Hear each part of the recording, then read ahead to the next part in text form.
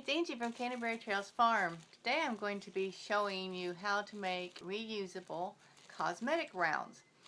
You all have probably used the round or sometimes rectangle, sometimes square cotton pads that you use to take off your makeup with, or clean face. You can use them for first aid. Primarily you use them to remove makeup. In the big scheme of things, these are not harmful to the environment. They are compostable as long as you buy natural cotton. They do biodegrade rather rapidly. They aren't that expensive.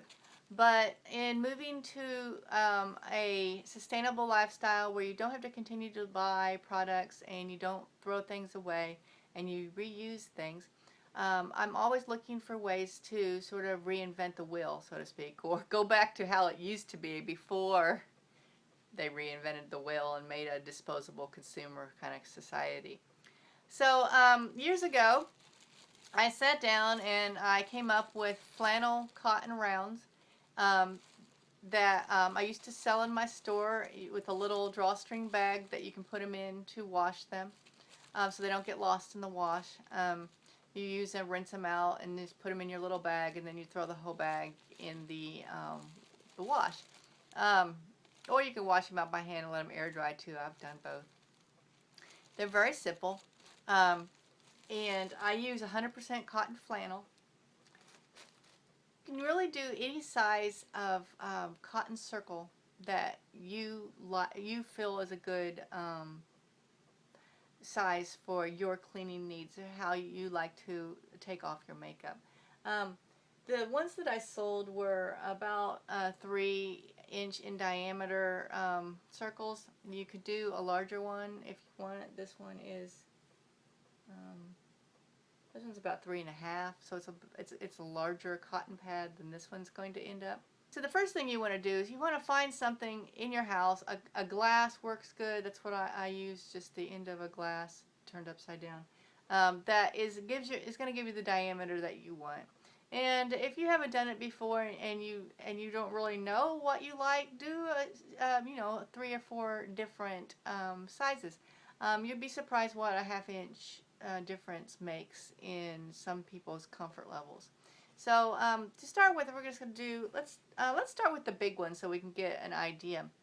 And I've just put in navy blue thread and a green, this Christmas green thread at the bottom, so you'll be able to see the stitches. I did a written article for I think it was Self-Reliance magazine, so I will hunt that up, and if I can find that back issue, I'll link that down in the comment section too, in case you would prefer to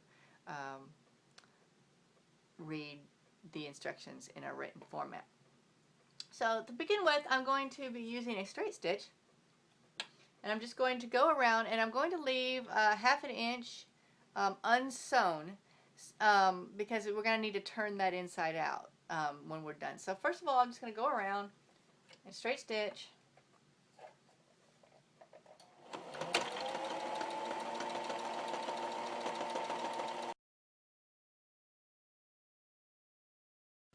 Okay, and there we have stitching here. Alright, now I just want to go around and trim the edges just slightly.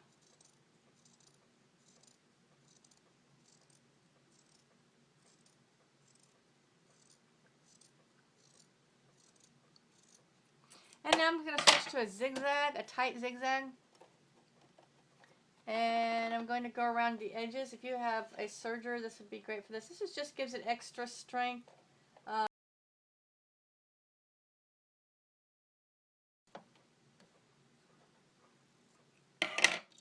Okay, now we have the edges. Remember, I've been having problems with my machine, so if something looks a little wonky, or that's why.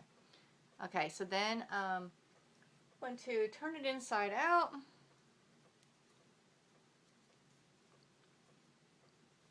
Put your finger in the round and just smooth all the seams. Now, you could get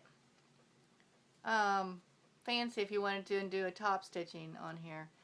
When I was making them in mass quantities to sell in my old store that I used to have.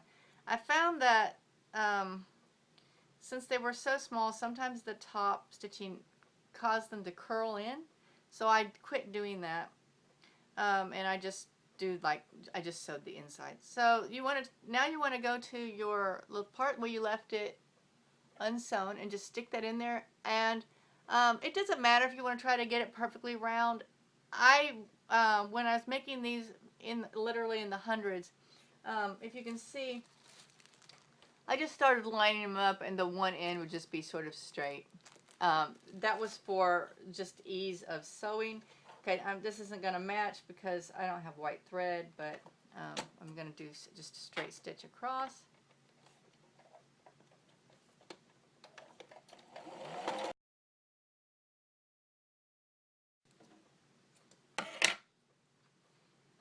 And there you have it. So it would be, ideally you'd be using white thread. I just thought I'd use the different so y'all could see what I was doing at the time. And like I said, I just would make, I sold them in sets of 10 and had a little drawstring bag that went with them. And then you just wash them and you can put them in the bag and wash them that way. It also made a cute little presentation that way. So that is the cosmetic round. And I found that the flannel works the best because it's soft, but yet it has a texture, so it helps with the cleaning. It usually washes well. These do eventually end up stained, especially if you're taking off mascara. If you want to, you could soak them, or you could bleach them, or you could hang them in the sun is what I would do.